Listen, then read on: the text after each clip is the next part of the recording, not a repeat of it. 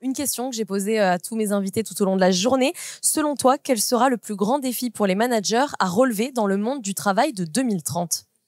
Alors, le plus grand défi, c'est la durabilité. C'est trouver une manière de travailler qui fait qu'on pourra le faire pendant 43, 44, voire 45 ans. Les Danois viennent de changer l'âge légal de la retraite à 70 ans. Donc, on va travailler très longtemps. Probablement l'engagement.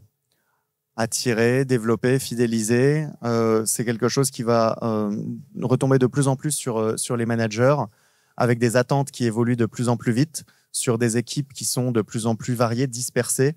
Donc le plus grand défi des managers, ça va être continuer à engager leurs équipes sans s'épuiser eux-mêmes. L'intégration de l'intelligence artificielle. Je crois que c'est un élément majeur qui va venir chambouler les modes de travail.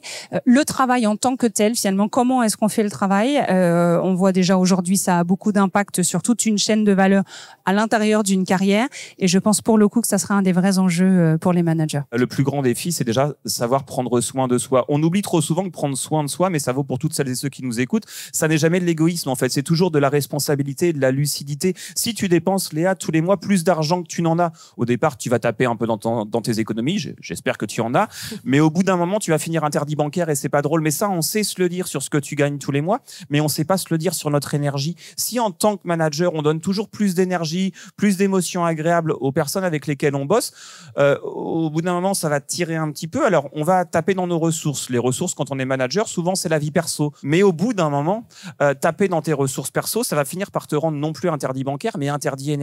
Et ça s'appelle le burn-out et c'est pas drôle du tout. Remettre de la communication constructive, parce que à l'heure notamment de l'IA, la communication orale devient encore plus importante. Pour moi, le plus grand défi des managers, c'est de résoudre cette équation quasi impossible entre des injonctions de performance descendantes qui continuent à être tout aussi importantes, voire plus dures qu'avant. C'est-à-dire qu'on continue à dire aux managers productivité, efficacité, performance, mais dans le même temps, ce qui n'était pas forcément le cas avant, ils doivent gérer des appétences montantes des équipes sur tous les sujets qu'on va mettre dans une très large étiquette QVCT, qualité de vie et conditions de travail. Le fait de devoir faire bosser ensemble sur un objectif très concret, des gens qui ont tous une volonté d'être traités comme des individus différents les uns des autres. Eh ben moi, ce que je pense, c'est qu'à un moment où tout va se digitaliser, on va avoir besoin de réhumaniser les organisations, enfin de rebalancer.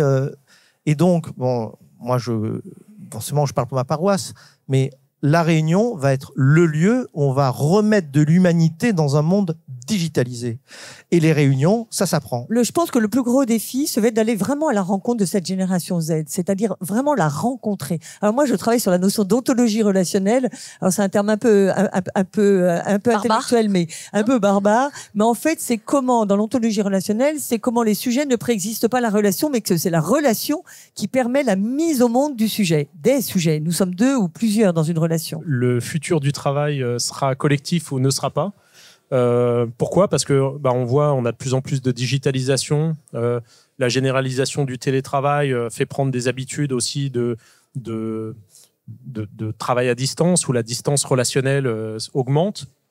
On a aussi énormément d'indépendants qui s'organisent. Et donc, on a un travail... on a un monde du travail qui s'étiole, qui s'étire.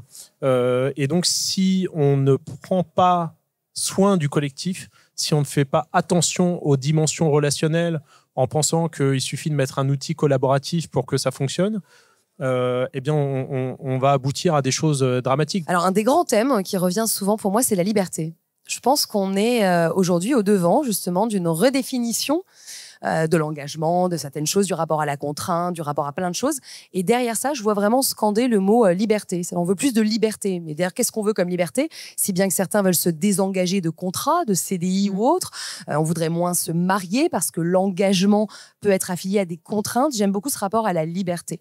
Qu'est-ce que la liberté ? Et quand certains vous disent je veux du télétravail, ils y mettent une certaine forme de liberté. Je pense que c'est ça qui va être intéressant à redéfinir. Quelle place pour la liberté, pour le management et pour le rapport à l'autorité ? Si je le reformulais avec une question un peu philosophique, ça pourrait être, par exemple, comment faire autorité dans un monde qui n'a de cesse de courir l'horizontalité des rapports ? Voilà, là je laisse 4 heures à tout le monde.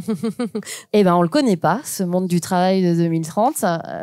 Et je précise, vu que c'est la fin de journée, c'est pour ça qu'on se projette pas d'ailleurs au-delà de 2030, parce que le monde, et notamment du travail, change tellement vite que ce serait vraiment de l'ordre de la science-fiction que de se projeter, ne serait-ce en 2035. Moi, ce que j'ai envie de dire de ce qui va être important, c'est de rester positif. C'est de croire en l'être humain, de croire en l'autre, et surtout de garder de l'optimisme et de l'énergie positive sur le fait que ensemble on peut s'en sortir. Merci beaucoup. De rien. Merci Léa. Et merci également à vous toutes et tous de nous avoir suivis du coup en direct, à distance, tout au long de cette journée. Vous aurez l'occasion de retrouver l'intégralité de cette vidéo sur notre site internet et nos réseaux sociaux. Très bonne fin de journée. Bye.